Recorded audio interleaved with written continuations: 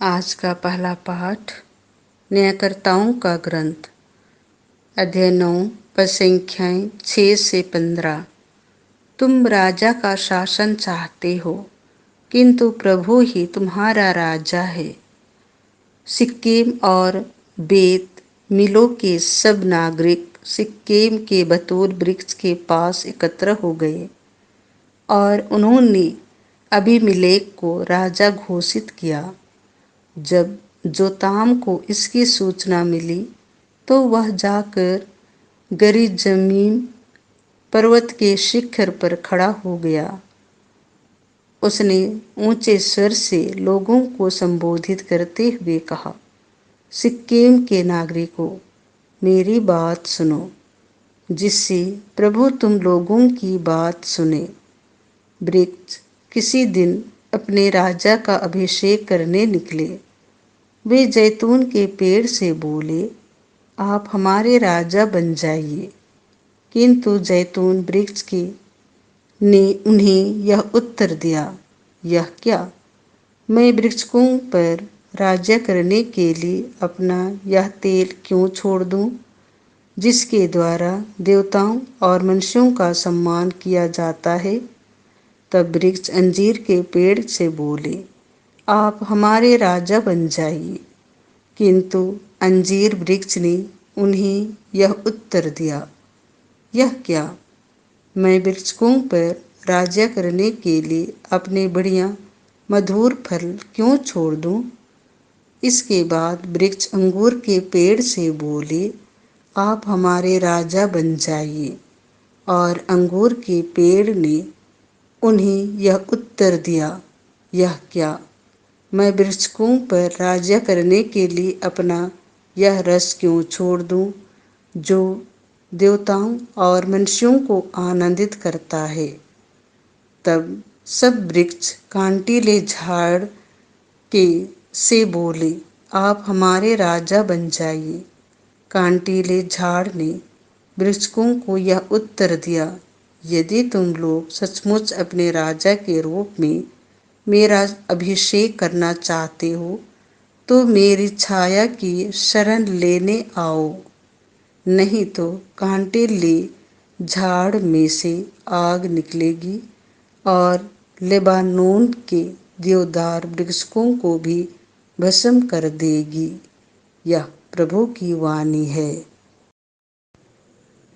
संत मत्ती के अनुसार पवित्र सुसमाचार अध्याय 20 पद संख्या 1 से 16। तुम मेरी उदारता पर क्यों जलते हो? यीशु ने अपने शिष्यों को यह दृष्टांत सुनाया। स्वर्ग का राज्य उस जमींदार के सादृश है जो अपनी दाख बारी में मजदूरों को लगाने के लिए बहुत सवेरे घर से निकला। उसने मजदूरों के साथ 1 दिनार का योजना तय किया और उन्हें अपनी दाख बारी भेजा। लगभग पहले पहर वह बाहर निकला और उसने दूसरों को चौक में बेकार खड़ा देखकर कहा, तुम लोग भी मेरी दाख बारी जाओ, मैं तुम्हें उचित मजदूरी दे दूंगा। और वे वहां गए। लगभग दूसरे और तीसरे पहर भी उसने बाहर निकलकर ऐसा ही किया। वह 1 घंटा दिन रहे, फिर बाहर निकला और वहां दूसरों को खड़ा देखकर उनसे बोला, तुम लोग यहाँ दिन भर क्यों बेकार खड़े हो? उन्होंने उत्तर दिया, इसीलिए कि किसी ने हमें मजदूरी में नहीं लगाया। उसने उनसे कहा, तुम लोग भी मेरी दाख बारी जाओ। संध्या होने पर दाख बारी के मालिक ने अपने कारिंदा से कहा, मजदूरों को बुलाओ, बाद में आने वालों से लेकर पहले आने वालों तक सबको मजदूरी दे दो। जब वे मजदूर आए जो 1 घंटा दिन रहे काम पर लगाए गए थे, तो उन्हें 1-1 दिनार मिला। जब पहले मजदूर आए तो वे समझ रहे थे कि उन्हें अधिक मिलेगा, लेकिन उन्हें भी एक एक दिनार ही मिला।